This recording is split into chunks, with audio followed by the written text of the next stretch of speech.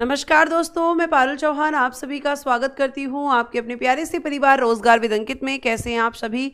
अजय, कुणाल, अभिषेक, अंजनीश, अजीत, राजू, राम, अरविंद, अमन, ऋषिराज, निर्दोष, दीपक, बबीता, जईद मलिक, अभिषेक, सोनू और प्रियंका, शिवम, सभी को मेरी तरफ से गुड मॉर्निंग, नमस्ते, राधे राधे, राम राम, शस्ति अकाल। प्यारे प्यारे बच्चों, कैसे हैं आप सभी? उम्मीद करती हूँ आप बहुत अच्छे होंगे, आपका रिवीजन भी बहुत अच्छा चल रहा होगा। आप सभी लोग जल्दी जल्दी लाइव आ जाएंगे, सेशन के साथ जुड़ जाएंगे ताकि हम क्लास को स्टार्ट कर सकें। और आप जानते हैं मैं आपको पढ़ा रही हूँ मगध साम्राज्य यानी कि मगध एम्पायर, जिसमें मैं आपको पढ़ा रही थी कल प्यारे बच्चे शिशुनाग वंश, जिसमें हमने शिशुनाग के बारे में पढ़ा था। और आज हम पढ़ेंगे शिशुनाग वंश के शासक कालाशोक के बारे में। और कालाशोक के बारे में पढ़ने के बाद फिर हम सीधा पहुंच जाएंगे आपके नंद वंश की तरफ। आप सभी लोग जल्दी से लाइव आ जाएंगे फटाफट से। और भाई फिर हम स्टार्ट करने वाले हैं अपनी क्लास को। प्यारे प्यारे बच्चों, आप सभी को अगेन गुड मॉर्निंग। क्या पढ़ रहे थे हम मैम? हम पढ़ रहे थे शिशुनाग वंश, ठीक है। शिशुनाग वंश हम लोग पढ़ रहे थे, शिशुनाग डायनेस्टी। और ध्यान से पढ़ना है क्योंकि हम 5 मिनट पहले करेंगे अपना रिवीजन, है ना। रिवीजन स्लाइड में बनाऊंगी, उसमें फिर आपको आंसर्स करने होंगे। आप आंसर्स आप तभी कर पाओगे जब आप यहां पर चीजों को अच्छे से समझोगे, ठीक है। तो अब ध्यान से सुनना है। शिशुनाग डायनेस्टी आप पढ़ रहे थे और इसमें हम लोग क्या पढ़ रहे थे? कालाशोक। कालाशोक, मैंने इसका टाइम पीरियड भी आपको लिखवाया था कि कालाशोक 394 से लेकर और 366 बीसी तक रहता है। कालाशोक को काकवर्ण के नाम से भी जाना जाता है, इसे काकवर्ण भी कहा जाता है, ये ध्यान रखिएगा। आपको मैंने कल लिखवाया था कि इसके ही समय पर बच्चों दूसरी बौद्ध संगति हुई थी, सेकेंड बौद्ध संगति। जल्दी से मुझे बताओ कि दूसरी बौद्ध संगति कहां पर हुई थी। ये मैं आपको ऑलरेडी लिखवा चुकी हूं कि कब बौद्ध संगति हुई थी, किसके समय हुई थी, कहां पर हुई थी और अध्यक्ष कौन था। तो दूसरी बौद्ध संगति इसी के समय पर हुई थी, ठीक है। ये आप ध्यान रखेंगे। प्यारे बच्चों, आपको ध्यान रखना है कि इसने अपनी पुनः राजधानी यानी दोबारा से इसने अपनी राजधानी क्या बनाई थी? इसने पुनः राजधानी बना दी थी पाटलिपुत्र, जबकि शिशुनाग ने क्या बना दी थी? वैशाली, ठीक है। जबकि शिशुनाग ने क्या बना दिया था? Vaishali. Very good ma'am, Vaishali में हुई थी। शाबाश, वेरी गुड, बहुत बढ़िया, शानदार, ठीक है। तो पुनः राजधानी क्या बनाई गई थी? आप कहोगे मैम पुनः राजधानी बनाई गई थी पाटलिपुत्र। प्यारे बच्चे, इसके 10 पुत्र थे, इसके 10 पुत्र थे, ठीक है। कितने पुत्र थे? 10। क्या हमें 10 के बारे में जानना है? नहीं, आपको 10 के बारे में नहीं जानना है। इसके 10 पुत्र थे और 10 पुत्रों में से एक पुत्र है इसका नंदीवर्धन। लिखना, 10 पुत्रों में 10 पुत्रों में एक पुत्र नंदीवर्धन, एक पुत्र नंदीवर्धन इस वंश का अंतिम शासक था, इस वंश का अंतिम शासक था। संस्थापक और अंतिम शासक आपको जरूर याद रखने हैं, वनडे में बहुत पूछे जाते हैं क्वेश्चन। अंतिम शासक था, तो ये जो आपका नंदीवर्धन है ये कौन है? इस वंश का अंतिम शासक। ये क्वेश्चन सीधा पूछा जाएगा, शिशुनाग वंश का अंतिम शासक कौन था। तो प्यारे बच्चे, अब हम बात करते हैं कि नंदीवर्धन जो है इसे अंतिम शासक क्यों कह रहे हैं? क्योंकि नंदीवर्धन की हत्या, नंदीवर्धन की हत्या किसने की है? नंदीवर्धन की हत्या कर दी थी मैम महापद्म नंद ने, महापद्म नंद ने। और कैसे की थी? तो छुरा घोंपकर, छुरा घोंपकर इसको मार दिया था। मैम किसके 10 पुत्र थे? रवि आप क्या पढ़ रहे हो? आप ही रवि मुझे बताएंगे कि आप किसके बारे में पढ़ रहे हो। ये जो आपने मुझसे क्वेश्चन किया है बेटा कि किसके 10 पुत्र थे, आप क्या पढ़ रहे हो? ऊपर क्या हेडिंग लगी हुई है?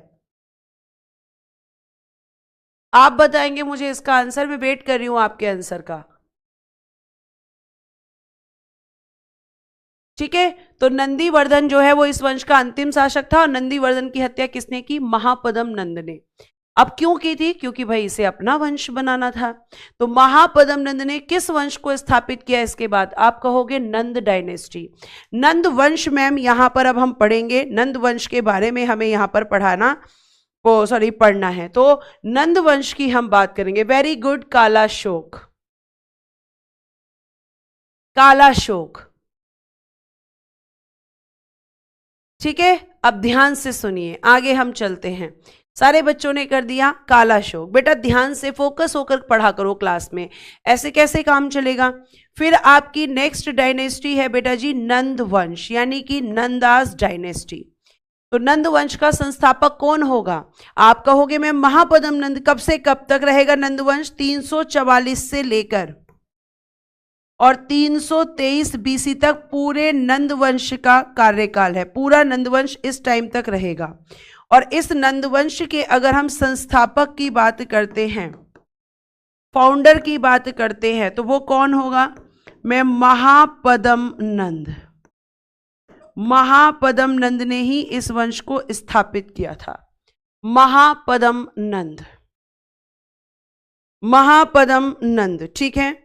अब ये जो महापद्म नंद है बेटा, अगर हम बात करते हैं कि इस महापद्म नंद के अन्य नाम क्या थे, है ना, इस महापद्म नंद के अगर हम बोलें महापद्म नंद, और इसके हमें जानने हैं अन्य नाम, मतलब अदर नेम्स, और किन किन नामों से इसे जाना जाता था। तो इसके जो अन्य नाम हैं लिखना शुरू कीजिएगा।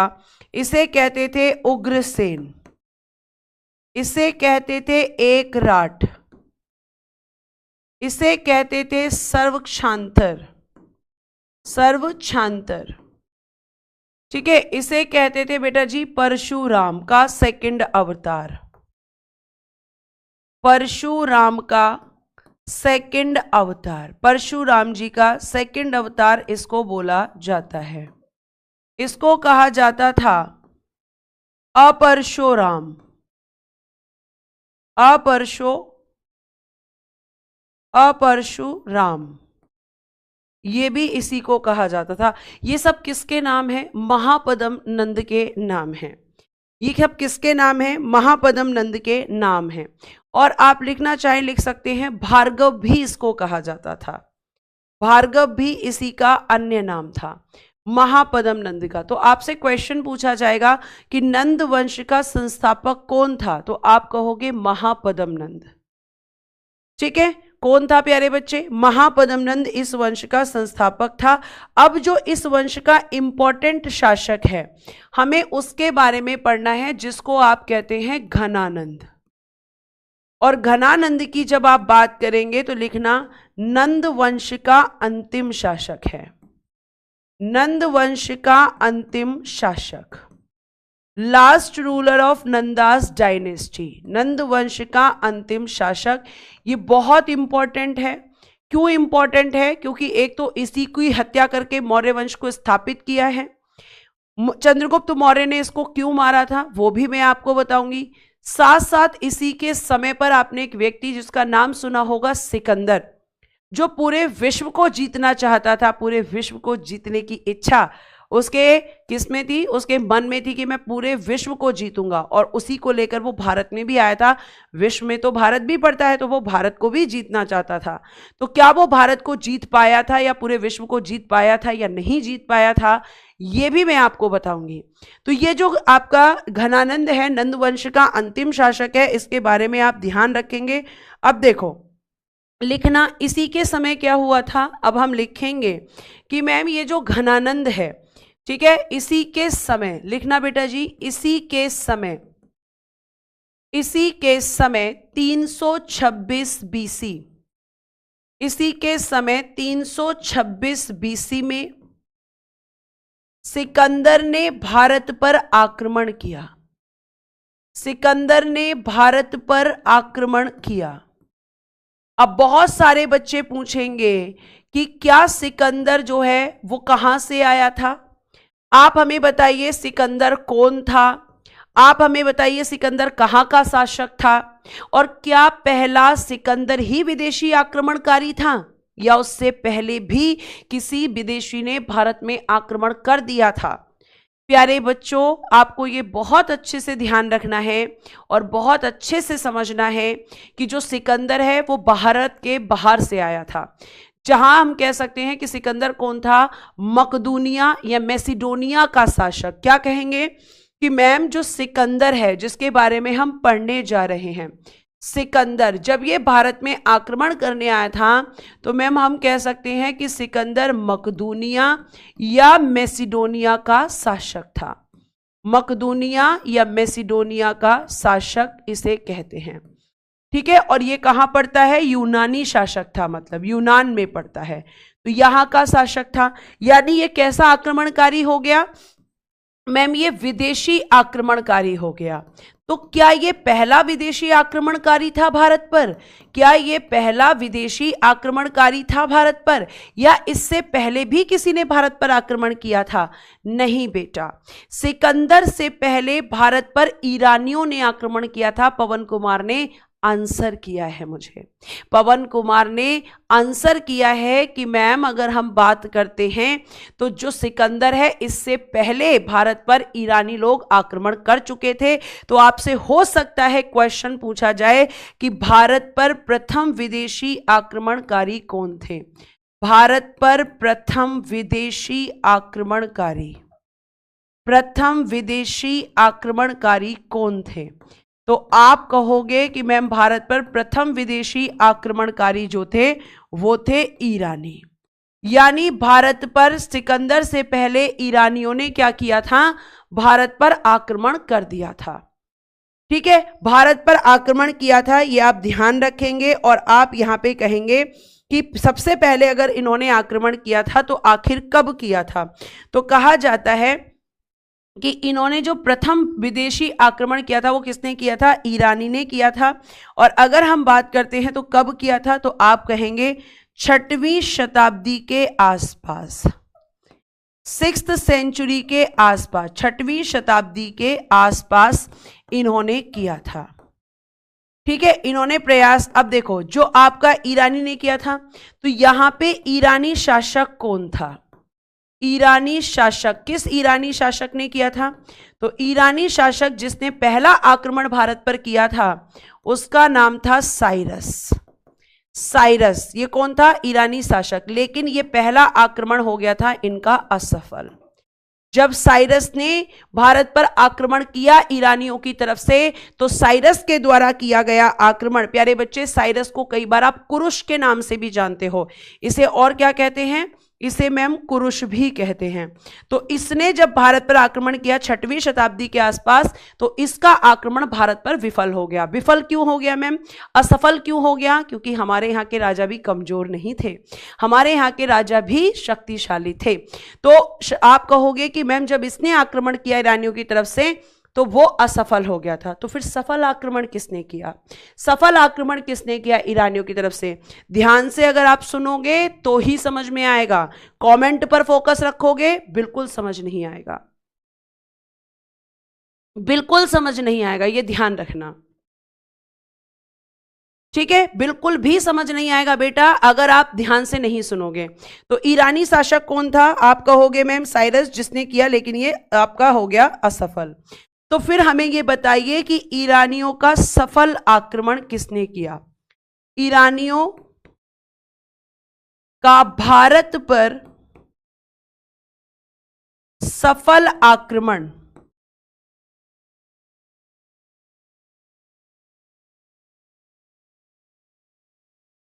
ईरानी शासक डेरियस प्रथम द्वारा किया गया। ईरानी शासक डेरियस प्रथम द्वारा किया गया। तो डेरियस प्रथम ईरानियों का वो शासक था जिसने भारत पर सफल आक्रमण किया। आप कैसे कह सकते हैं कि सफल आक्रमण किया था? और ये आपका डेरियस प्रथम कौन था? डेरियस प्रथम का क्या साइरस से कोई संबंध था? तो बेटा जो डेरियस प्रथम है इसकी जब आप बात करोगे तो डेरियस प्रथम बेटा जी साइरस का उत्तराधिकारी था, साइरस का उत्तराधिकारी था ये। और इसके आक्रमण को हम इसलिए सफल आक्रमण कह रहे हैं मैम क्योंकि इसने क्या किया था? इसने भारत में कंधार, इसने क्या किया था? इसने मैम भारत में कंधार एवं कंबोज को जीता। कंधार एवं कंबोज को जीता, यानी 2 क्षेत्र इसने जीत लिए थे। कंबोज को जीता, और ये कहां पड़ते हैं मैम? अफगानिस्तान में। मैम इसने जीत लिया था, लेकिन साइरस प्रथम ने कुछ नहीं जीता क्योंकि वो असफल हो गया था। लेकिन इसने आकर भारत में 2 चीजों को जीत लिया था, कंधार को और कंबोज को। और ये पता है कहां पड़ते हैं? जब भारत में एंट्री करते हैं तो अफगानिस्तान वाली जो सीमा है वहीं पर। आप कहोगे अफगानिस्तान तो भारत का हिस्सा नहीं है, लेकिन इस समय तो भारत का हिस्सा है। अभी आपके हम जब भारत की बात कर रहे हैं तो हम 1947 के बाद की बात नहीं कर रहे, हम तो 1947 से पहले की बात कर रहे हैं। ठीक है, तो आपको ध्यान रखना है कि इसने जीता, और जब इसने जीता तो अब आपको एक चीज और लिखनी है। ईरानियों का अंतिम शासक, ईरानियों का अंतिम शासक है बेटा जी डेरियस थर्ड। कौन था? आप कहोगे मैम डेरियस थर्ड।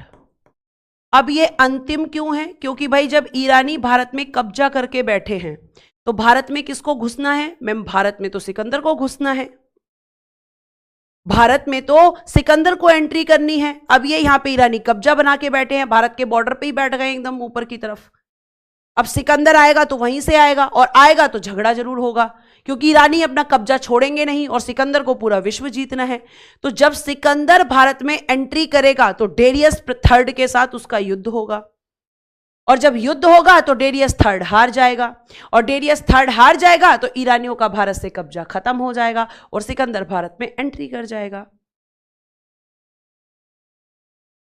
ठीक है, तो आप पहले इतना लिखिए, फिर हम आगे बताते हैं जल्दी से।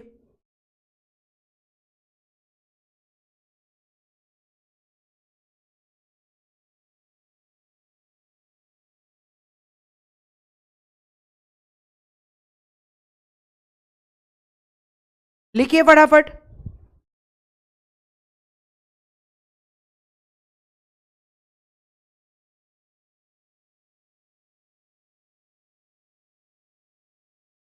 इतना लिख के और फटाफट बताइए बेटा, ध्यान से पढ़िए। हाँ जी, डेरियस थर्ड। अब भाई भारत में मैंने आपको बोला कि कंधार और कंबोज पर ये कब्जा करके बैठे हैं, और ये एकदम पड़ता है अफगानिस्तान के बॉर्डर पे, और वहीं से एंट्री होती थी भारत में उस टाइम पे। अब जब एंट्री होगी तो भैया युद्ध भी होगा। ठीक है, बच्चा कह रहा है एग्जाम का लेवल का ही पढ़ाओ। बेटा एग्जाम का लेवल तुम बता देना, मैं तो अब इससे ज्यादा नहीं बता सकती, क्योंकि मुझे तो लगता है एग्जाम में ये पूछे जाते हैं क्वेश्चन। अब आपको लगता है नहीं पूछे जाते तो आप मत पढ़िए, आपके ऊपर ही छोड़ती हूँ। मैं डेली डेली तो ये डिस्कस नहीं कर सकती बेटा, है ना। जब आपको लगता है कि भाई हमें इतनी नॉलेज है तो फिर आपको फिर पढ़ना भी नहीं चाहिए, क्योंकि आपको खुद ही पता है कि एग्जाम में क्या आएगा क्या नहीं आएगा, हमें तो नहीं पता है। आगे आइए यहाँ पर। अब यहाँ पे हम बात करेंगे तो बेटा जी आप लिखेंगे 331 बीसी। 331 बीसी में हुआ युद्ध, युद्ध हुआ। अब ये युद्ध किस किस के बीच हुआ और इस युद्ध का नाम क्या था? तो युद्ध हुआ था डेरियस थर्ड वर्सेस सिकंदर। क्यों होगा? क्योंकि सिकंदर भारत में घुसेगा और डेरियस थर्ड यहां पे शासन कर रहा है। भाई सिकंदर घुसेगा तो भाई जाहिर सी बात है कि यहां पर उसको प्रॉब्लम होगी ही होगी। तो यहां पे क्या हुआ? इस युद्ध को कहते हैं आरवेला गोगामेला। युद्ध का नाम लिखना, आरवेला गोगामेला, उरुवेला, उरुवेला या एरियन का युद्ध, ये सब इसी युद्ध के नाम हैं। इनमें से कोई भी आपको ऑप्शन में देखने के लिए मिल सकता है। तो ये जो युद्ध हुआ है इसे आप आरवेला, गोगामेला, उरुवेला या एरियन का युद्ध कहते हैं। और प्यारे बच्चे, जब ये युद्ध हुआ तो मैंने युद्ध का परिणाम अभी आपको कहानी के रूप में बताया कि डेरियस थर्ड की हो गई हार और सिकंदर की हुई इस युद्ध में जीत। तो जीत गया है सिकंदर। अब सिकंदर की जब जीत हुई तो उसका उद्देश्य क्या है? भारत में एंट्री करना।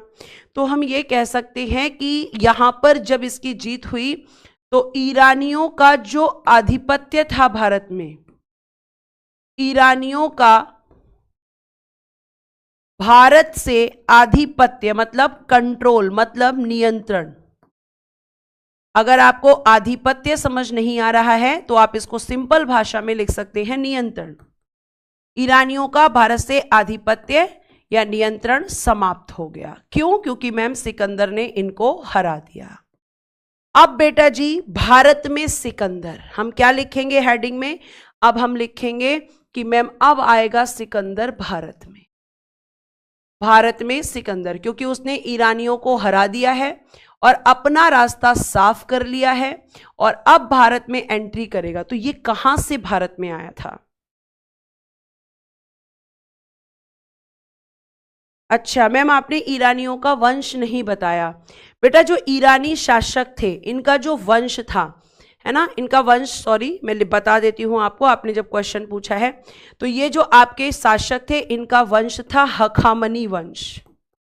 किस वंश से थे बेटा जी? ये हखामनी वंश से।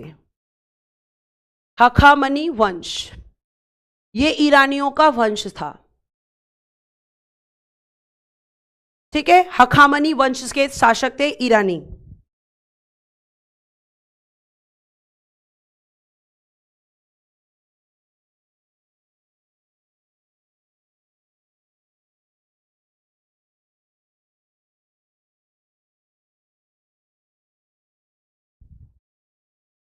आगे चले। अब देखो, अब यहां पे मैंने बोला भारत में सिकंदर, तो भारत में सिकंदर की एंट्री कैसे हुई? तो हम ये कह सकते हैं कि मैम जो सिकंदर है ये जो भारत में आया है तो मैम इसने क्या किया, हिंदू कुश पर्वत से होते हुए, हिंदू कुश पर्वत से होते हुए सिंधु नदी को पार करके, सिंधु नदी को पार करके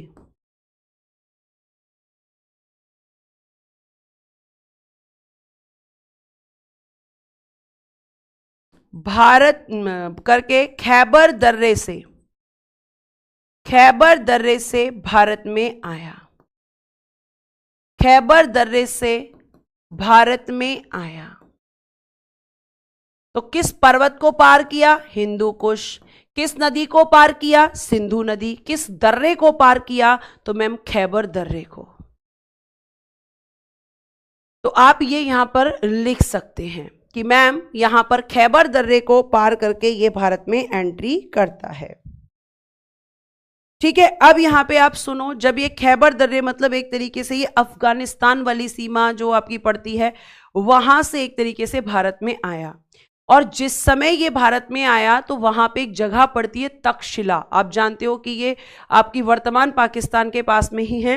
तो अगर हम बात करते हैं तो इस समय जब ये भारत में आया है तो आपको सबसे पहले पता होना चाहिए कि जब ये एंट्री कर रहा है तो इस समय पर तक्षशिला का शासक कौन है, क्योंकि सबसे पहला तो इसी के साथ इसका युद्ध होना चाहिए क्योंकि एंट्री यहीं से हो रही है। ठीक है, एंट्री क्या हो रही है? यहीं से हो रही है। तो इस समय पर प्यारे बच्चे तक्षशिला का शासक था आम्भिक। जब सिकंदर ने एंट्री की तो तक्षशिला का शासक कौन था? आम्भिक। अब आम्भिक बेटा इतना डरपोक शासक है कि इसने सिकंदर को रोका ही नहीं, इसने सिकंदर को रोका ही नहीं, और बल्कि इसने कह दिया मैं तो लड़ना ही नहीं चाहता। तो इसने क्या किया कि सिकंदर से बिना लड़े आत्मसमर्पण कर दिया। सिकंदर से बिना लड़े आत्मसमर्पण कर दिया। उसके आगे झुक गया कि मुझे कोई झगड़ा नहीं करना भैया, तुम जाओ भारत में। ऐसे ऐसे आपके यहां पर शासक हुए हैं। इसने रोकने की कोशिश ही नहीं की और वो बोल दे कि जाओ भाई तुम जाओ, मैं तुमसे नहीं लड़ूंगा। तो ये यहां पर हम कह सकते हैं कि बिना लड़े ही इसने क्या किया? आत्मसमर्पण कर दिया। और केवल इतना ही कि आत्मसमर्पण किया बल्कि सिकंदर का सहयोग भी किया। सिकंदर के आगे एंट्री करने में उसको कॉपरेट भी किया, इसने सहयोग भी किया। ऐसे ऐसे शासक आपके देश में हुए हैं। तो ये आपका तक्षशिला का शासक उस समय हुआ करता था आम्भिक। अब सिकंदर बेटा जी आगे की तरफ बढ़ा। अब सिकंदर आगे की तरफ बढ़ा तो एक राजा है पोरस, जिसे हम राजा पुरु के नाम से भी जानते हैं, और उसका साम्राज्य था झेलम और चिनाब नदियों के आसपास। मैडम 331 बीसी क्या है? डेट है संजीव जी, जब आपका ये युद्ध हुआ है, युद्ध की डेट है भाई। आपका युद्ध हुआ तो आप ये पूछेंगे ना कि किस साल हुआ युद्ध, किस वर्ष? तो 331 बीसी में सिकंदर और डेरियस थर्ड के बीच में युद्ध हुआ था।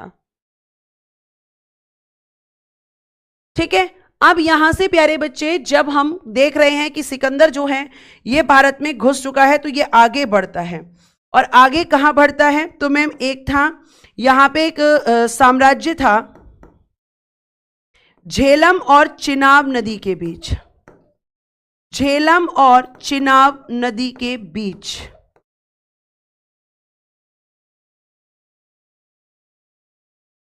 चिनाब नदी, इनके बीच में था एक साम्राज्य, और इस साम्राज्य का जो शासक था, इस साम्राज्य का शासक था राजा पोरस। क्या नाम था? राजा पोरस। राजा पोरस, या जिसे राजा पुरु के नाम से भी जानते हैं। अब सिकंदर जैसे ही यहां पर पहुंचा तो इसने सिकंदर को रोकने की कोशिश की कि तुम भारत में अंदर नहीं जा सकते। इसने क्या किया? सिकंदर को रोकने की कोशिश की। किसने? राजा पोरस ने या राजा पुरु ने। इसका साम्राज्य कहां पर था मैम? चिनाब और झेलम नदी के बीच में इसका साम्राज्य पड़ता था। ठीक है, अब जब यहां पे रोकने की कोशिश की तो सिकंदर तो मानने से रहा, क्योंकि उसे तो विश्व जीतना है। तो जब सिकंदर ने यहां पे घुसने की कोशिश की और इसने सिकंदर को रोकने की कोशिश की, तो यहां पे बेटा जी एक युद्ध हुआ इन दोनों के बीच में। और जब युद्ध हुआ तो इस युद्ध में राजा पोरस की हार हुई और सिकंदर की जीत हुई। और कहा जाता है कि राजा पोरस को बंदी बनाकर सिकंदर अपने साथ ले गया था। और जब बंदी बनाकर अपने साथ लेकर गया तो कहा जाता है कि भाई इससे पूछा गया कि बताओ, बोल तेरे साथ क्या सुलूक किया जाए, छोड़ दिया जाए या मार दिया जाए? किसने पूछा? सिकंदर ने पोरस से। तो पोरस ने कहा कि एक राजा जो व्यवहार दूसरे राजा के साथ करता है, तुम्हें वैसा ही व्यवहार मेरे साथ करना चाहिए।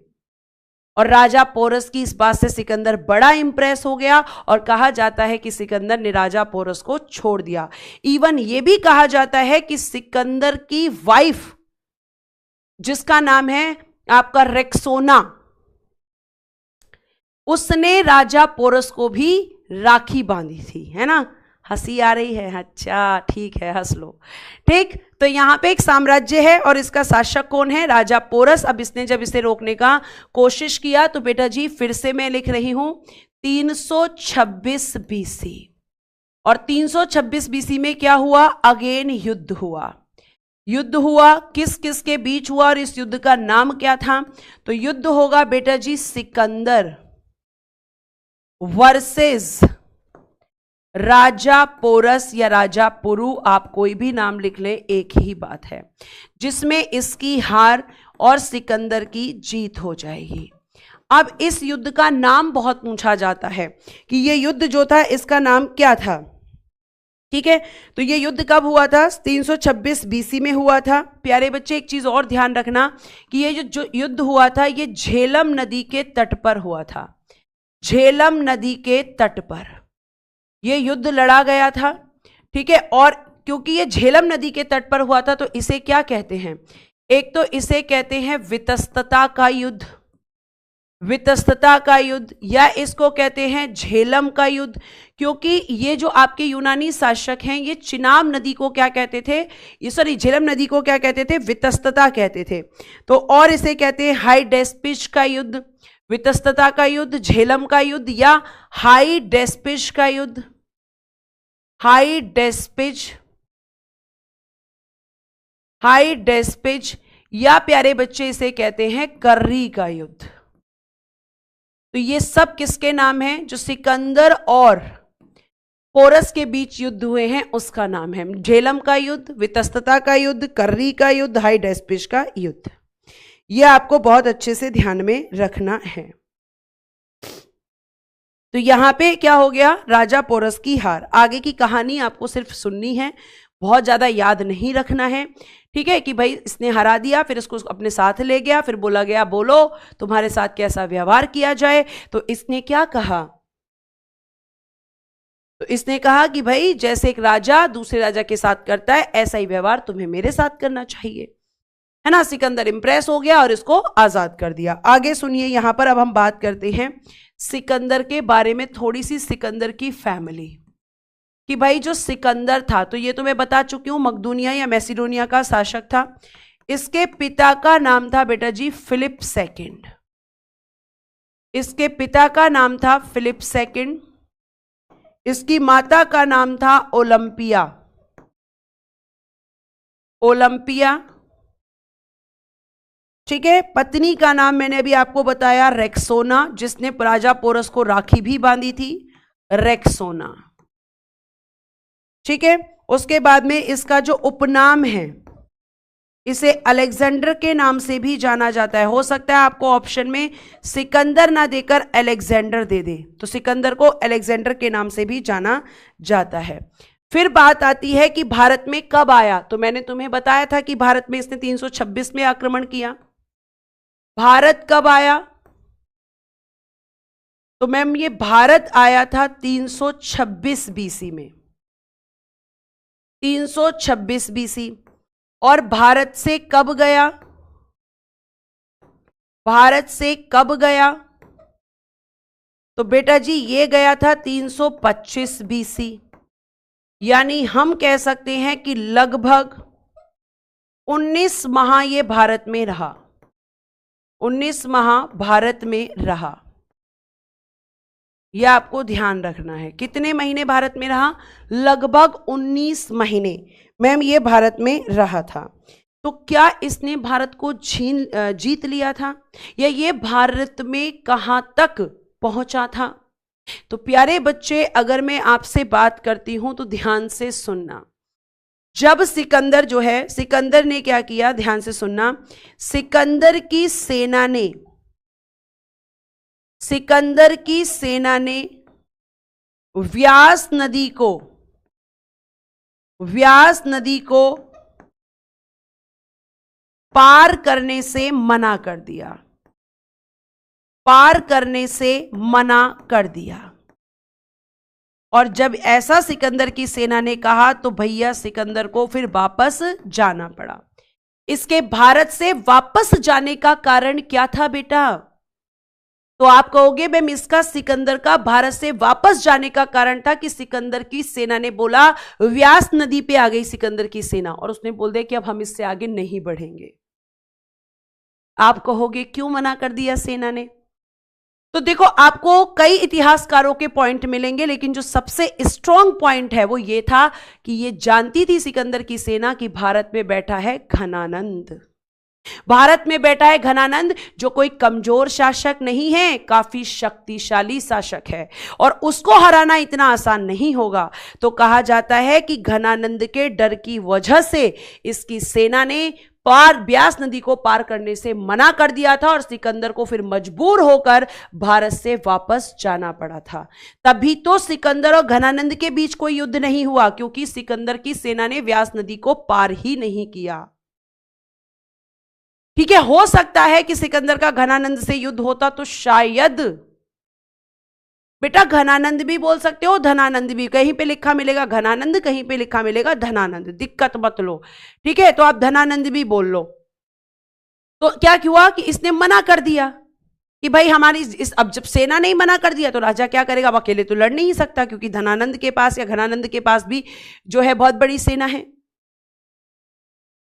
और ये सेना इसकी जानती है कि धनानंद कोई कमजोर शासक नहीं है, भारत में एक मजबूत शासक है और वो हमें मार सकता है, मरवा सकता है। तो सेना ने मना कर दिया आगे जाने से और यही कारण था कि सिकंदर भारत से वापस चला गया।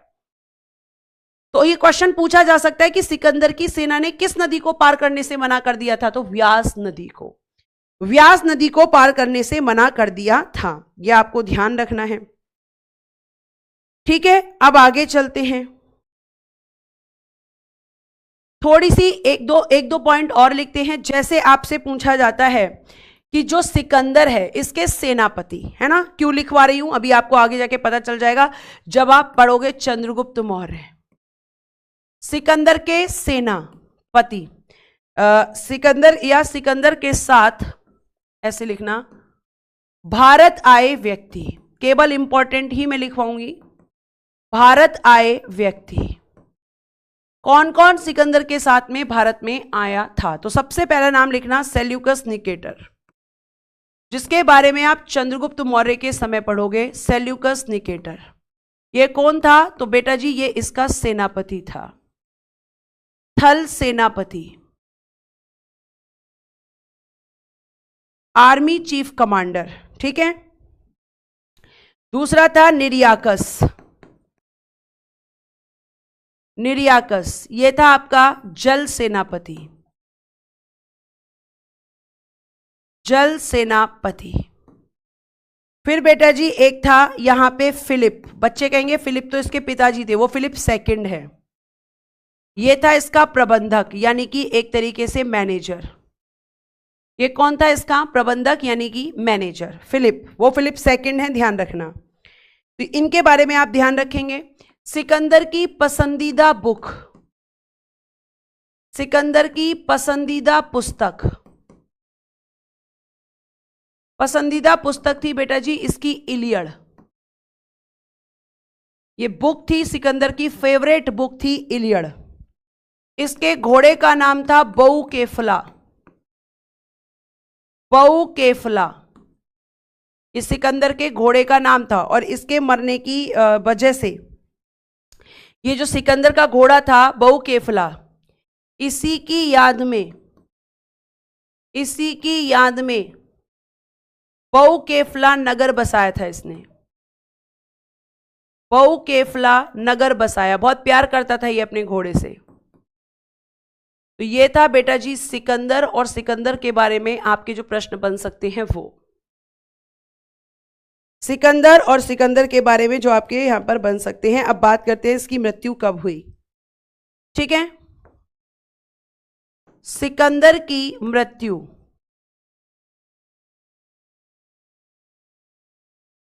ये हुई थी बेटा जी 323 बीसी। कहां पर हुई थी मैम? बेबीलोन इराक में। बेबीलोन कहां पड़ता है? इराक में। इसकी मृत्यु हो गई थी 323 बीसी में।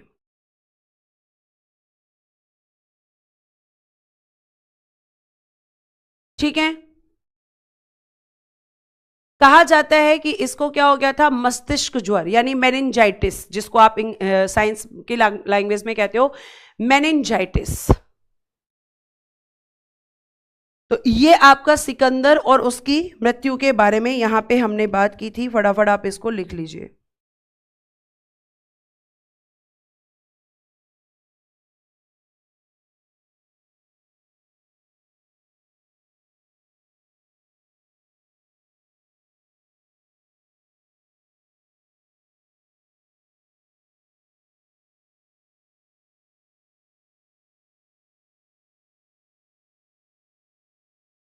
इतनी बात समझ में आ गई?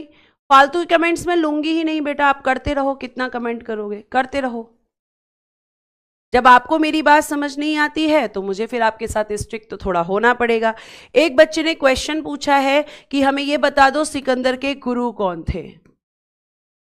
बेटा जी सिकंदर के गुरु थे अरस्तु। ये लीजिए, आपने क्वेश्चन पूछा है तो ये लीजिए आपका आंसर, अरस्तु। हो गया है। चलो अब हम किसके बारे में फिर वापस आएंगे? धनानंद के बारे में।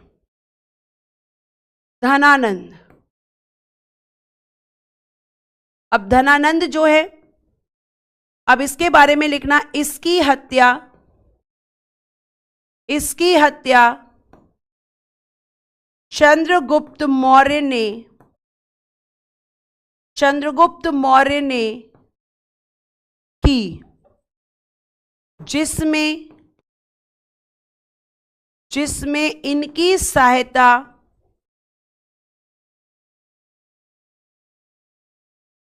चाणक्य कह लीजिए, कौटिल्य कह लीजिए, या बेटा जी विष्णुगुप्त कह लीजिए, क्योंकि ये एक ही व्यक्ति के नाम हैं जिसमें इनकी सहायता चाणक्य, कौटिल्य या विष्णुगुप्त ने की थी।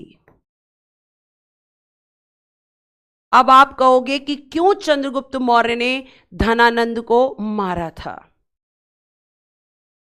क्यों मारा था मैम, हमें यह बताइए। हम ये जानना चाहते हैं कि आखिर क्यों धनानंद की हत्या या घनानंद की हत्या चंद्रगुप्त मौर्य ने कर दी थी, हमें कारण बताइए। तो बेटा ये कहा जाता है कि जो धनानंद है, मैंने लिखवाया था कि नंद वंश का अंतिम शासक, क्योंकि इसकी हत्या कर दी थी चंद्रगुप्त मौर्य ने। और चंद्रगुप्त मौर्य ने जब इसकी हत्या की तो कारण क्या था? कारण थे बेटा जी ये आपके चाणक्य। चाणक्य कैसे कारण बने? तो बेटा ये कहा जाता है कि जो धनानंद है, एक बार उसने क्या किया था, बहुत बड़े यज्ञ का आयोजन किया था और उसमें उसने सभी ब्राह्मणों को इनवाइट किया था, जिसमें चाणक्य भी गए थे। कहा जाता है कि चाणक्य साधारण से वस्त्रों में थे, दिखने में बहुत सुंदर नहीं थे। तो आपको यह चीज बहुत अच्छे से ध्यान रखना है कि यहां पर अगर हम बात करते हैं तो जो आपके चाणक्य जब वहां पर पहुंचे तो धनानंद ने क्या किया? आप कहोगे कि मैम धनानंद ने उनकी इंसल्ट कर दी, उनकी बेइज्जती की, उनके रूप का, उनके कपड़ों का मजाक उड़ाया। पूरे वहां पर लोग इकट्ठे थे सबके सामने, और चाणक्य को बहुत गुस्सा आया और चाणक्य ने कहा कि मैंने तुझ जैसा घमंडी और मतलब ऐसा राजा नहीं देखा जो इस तरीके का व्यवहार एक ब्राह्मण के साथ करे। और मैं आज ये कसम खाता हूं कि जब तक मैं तेरे साम्राज्य का विनाश नहीं करूंगा तब तक, वो अपनी चुटिया खोल देते हैं, मैं इस चुटिया को नहीं बांधूंगा और ये शपथ लेता हूं कि मैं तेरा विनाश करूंगा। अब धनानंद को तो कोई फर्क पड़ नहीं रहा था, उसको लगा मैं इतना शक्तिशाली हूं, ये ब्राह्मण मेरा क्या कर लेगा। अब वहां से चाणक्य निकल चुके हैं प्यारे बच्चे, और चाणक्य वहां से निकले तो उन्हें एक बच्चा दिखाई देता है, जिस बच्चे का नाम आज आप इतिहास में चंद्रगुप्त मौर्य के नाम से जानते हो। और वो बच्चा एक गेम खेल रहा था, राजकीलम खेल कहते हैं उसको। राजकीलम खेल क्या होता है कि उसमें एक बच्चा राजा होता है और बाकी बच्चे क्या करते हैं, अपनी समस्याएं उस बच्चे के पास लेकर आते हैं, जैसे पहले के समय पे जनता या प्रजा अपनी समस्या लेकर राजा के पास जाती थी। अब चाणक्य वहां पे खड़े हो जाते हैं और उस गेम में देखने लगते हैं कि आखिर ये जो चंद्रगुप्त मौर्य नाम का बच्चा है, ये बच्चा किस तरीके से बच्चों की प्रॉब्लम्स को सॉल्व कर रहा है। तो इनके अंदर, चाणक्य को चंद्रगुप्त मौर्य के अंदर राजा बनने की क्वालिटी दिखती है, और कहा जाता है कि चंद्रगुप्त मौर्य को चाणक्य अपने साथ ले आते हैं और उसके बाद राजा बनने की पूरी ट्रेनिंग इनको देते हैं और इन्हें अपना उद्देश्य भी बताते हैं। तो चाणक्य ने अपनी इंसल्ट का बदला लेना था, किससे? धनानंद से। इसीलिए चंद्रगुप्त मौर्य ने किसकी हत्या कर दी थी? आप कहेंगे मैम धनानंद की। और सहयोग किसने किया था? चाणक्य ने।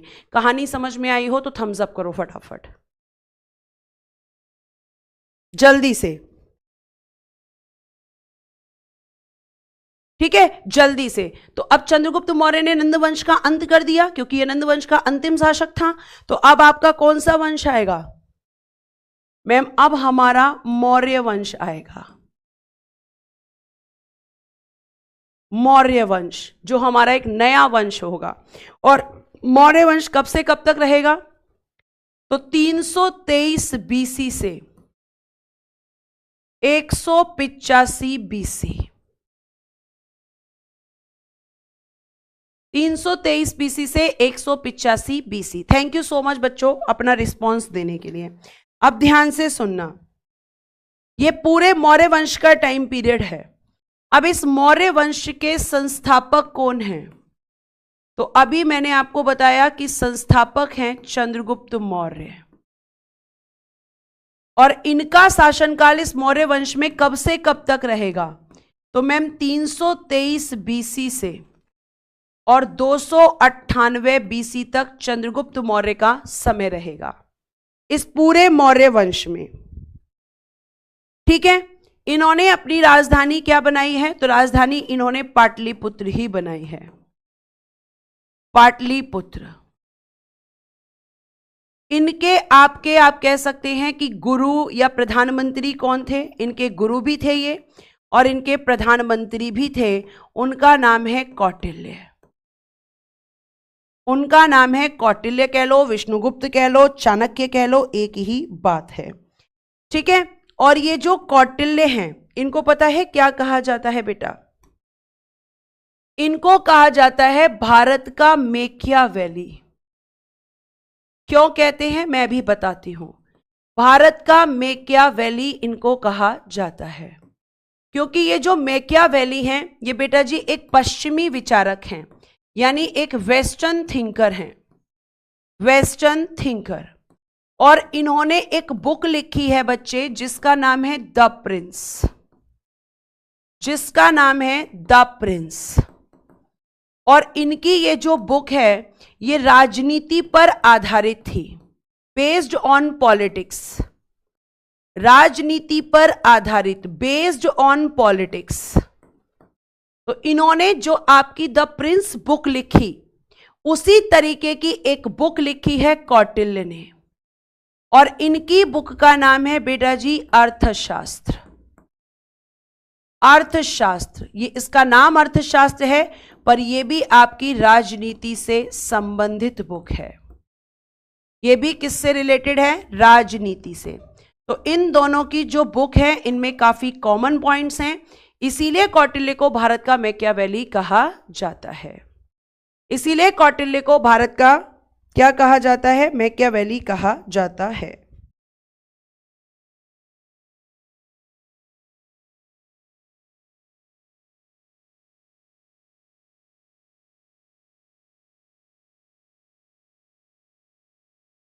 ठीक है।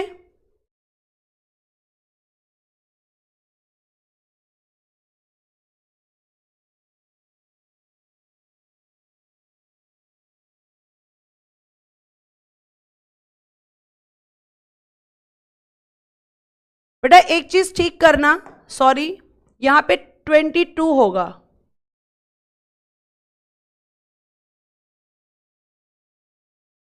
ट्वेंटी टू कर देना इसको बेटा, सॉरी। ठीक है। तो ये आपके इनके गुरु के बारे में था, और इन्हें क्यों भारत का मैकियावेली कहते हैं ये भी आपको ध्यान में रखना है। अब ये जो चंद्रगुप्त मौर्य हैं प्यारे बच्चे, तो जब हम चंद्रगुप्त मौर्य की आगे बात करते हैं तो इनकी वाइफ है, इनकी पत्नी है, जिनका नाम है दुर्धरा। क्या नाम था इनकी वाइफ का? दुर्धरा। अब हम देखेंगे चंद्रगुप्त मौर्य के अन्य नाम। इन्हें कहते हैं सैंड्रोकॉट्स, इन्हें कहा जाता है एंड्रोकॉट्स,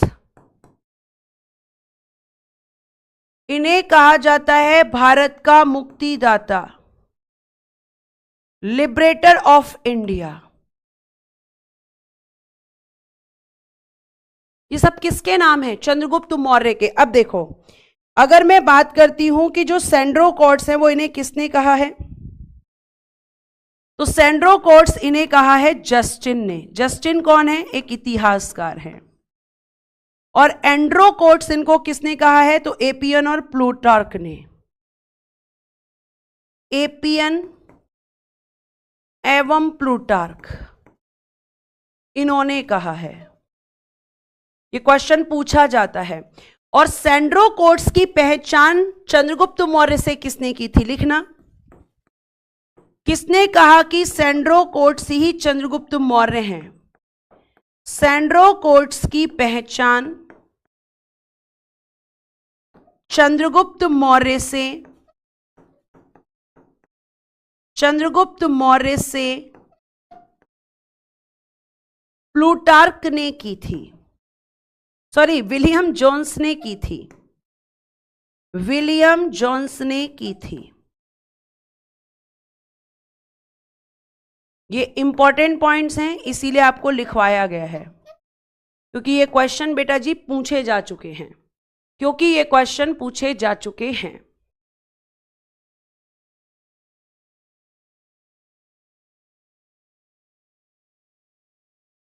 ठीक है।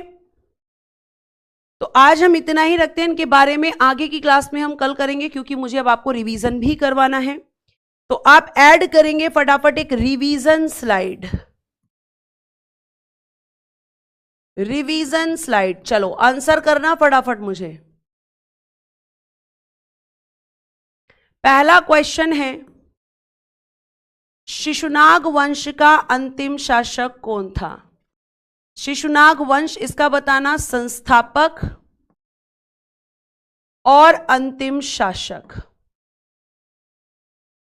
अंतिम शासक काक वर्ण के नाम से किसको जाना जाता है? काक वर्ण किसे कहा जाता है? नेक्स्ट क्वेश्चन,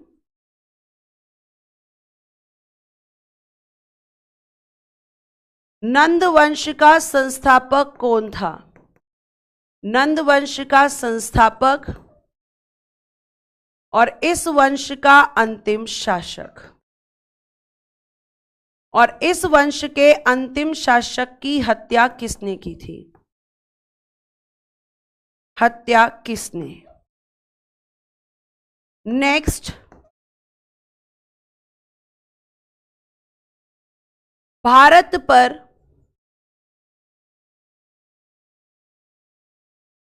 प्रथम सफल आक्रमणकारी ईरानी। प्रथम सफल आक्रमणकारी ईरानी कौन था? ईरानी। ईरानियों का अंतिम शासक कौन था? अंतिम शासक सिकंदर ने भारत पर कब और किसके समय आक्रमण किया? कब और किसके समय आक्रमण किया? अगर आपने ध्यान से सुना होगा तो हर एक प्रश्न का उत्तर आपके पास होगा। नेक्स्ट है, सिकंदर किस दर्रे से भारत में आया? किस दर्रे से भारत आया?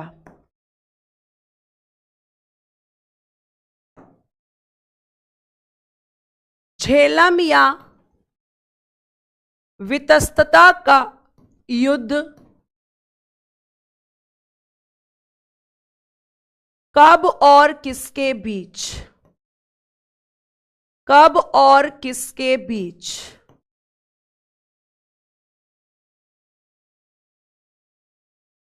सिकंदर भारत से वापस कब गया?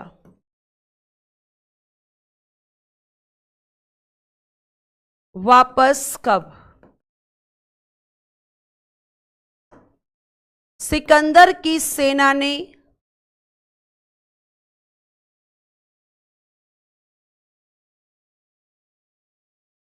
किस नदी को पार करने से मना कर दिया था? पार करने से मना। और होमवर्क का क्वेश्चन है, सिकंदर के आक्रमण के समय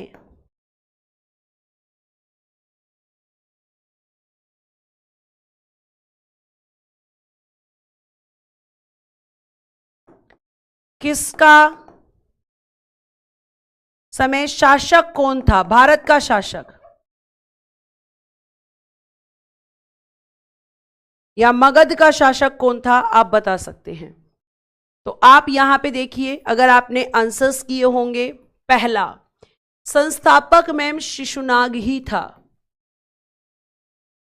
अंतिम शासक नंदीवर्धन।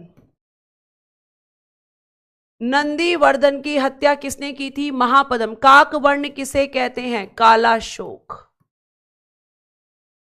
नंद वंश का संस्थापक महापद्म नंद। इस वंश का अंतिम शासक धनानंद या घनानंद। इसकी हत्या की थी चंद्रगुप्त मौर्य ने। सफल आक्रमणकारिता ईरानी शासकों में डेरियस प्रथम, जो साइरस का उत्तराधिकारी था और हखामनी वंश का शासक था। अंतिम शासक था डेरियस थर्ड। सिकंदर ने भारत पर कब और किसके समय आक्रमण किया? तो धनानंद, और आक्रमण किया था 326 बीसी। सिकंदर किस दर्रे से भारत में आया था? खैबर दर्रे से। झेलम और वितस्तता का युद्ध हुआ था 326 बीसी। सिकंदर वर्सेस राजा पुरु, पोरस। सिकंदर भारत से वापस गया था 325 बीसी। सिकंदर की सेना ने व्यास नदी को पार करने से मना कर दिया था। ठीक है, इतनी बात समझ में आई? यहां तक बातें समझ में आ गई हो तो एक बार थम्स अप करें, और क्लास अगर अच्छी लगी हो तो एक बार स्माइल जरूर करें। 10 बज चुके हैं, आपकी इकोनॉमिक्स की क्लास का भी टाइम हो चुका है। उम्मीद करती हूं कि आप इस रिवीजन स्लाइड से काफी कुछ यहां पर समझ पा रहे होंगे। ठीक है, तो आज के लिए thank you so much. Bye bye, take care and good day everyone. जय हिंद, जय भारत। हंसते रहें, मुस्कुराते रहें और आप हमेशा खुश रहें।